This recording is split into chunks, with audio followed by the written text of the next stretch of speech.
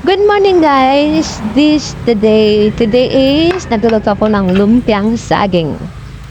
Masarap to guys. Kain tayo. Crunchy yan siya. Sobrang sarap yan. Nagluluto ako kasi marami kasing saging. Kaya naisip ko na nauman ako sa maruya. So nagawa ko ng lumpia. Ayan na guys. Yan. Ito pang ginagawa ko dyan. Naglagay ako dyan sa may lagayan para mag-maintain yung init. Tapos siya din naglagay kasi yung mga anak ko hindi pa gumising. Nagluto ako ng namin. Pang partner ng kape. Patuwing umaga. Yan, sarap siya. Crunchy. Madali lang yan siya lutuin. Kasi hindi na ako nagluluto ng wrapper na ako.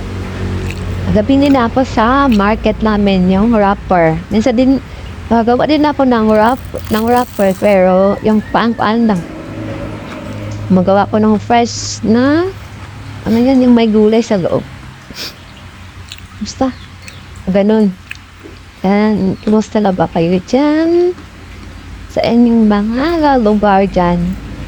Saka dito sa amin is maulap pa rin ang panahon. Hindi ko alam kung may bagyo pa ba o hanging haba ba ito. Kasi ito sa amin is madilim, maulap. Ingat po tayong lahat. Ingat po tayo. Ito ay isang natural disturbances. Mga natural na mga nangyayari sa atin. Kaya, tayo ng fluffy. Ito yung perfect ko. Yan. Yan siya. Sarap.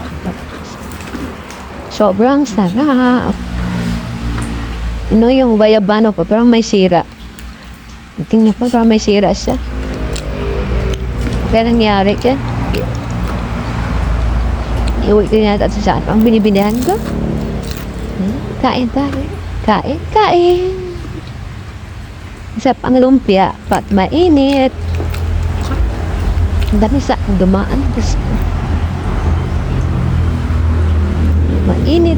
Sarap ang lumpia pag mainit.